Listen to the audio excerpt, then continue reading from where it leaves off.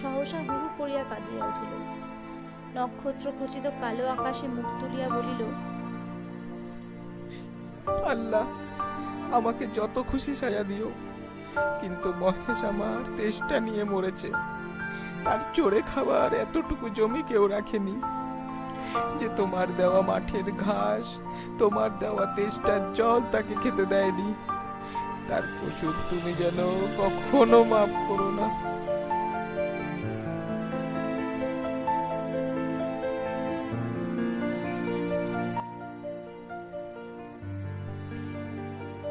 শুনলেন শরৎচন্দ্র চট্টোপাধ্যায়ের মহেশ গল্পটি। কেমন লাগলো আপনাদের আজকের গল্প? অবশ্যই জানাবেন আপনাদের মূল্যবান মতামত ছোট্ট একটি কমেন্ট করে।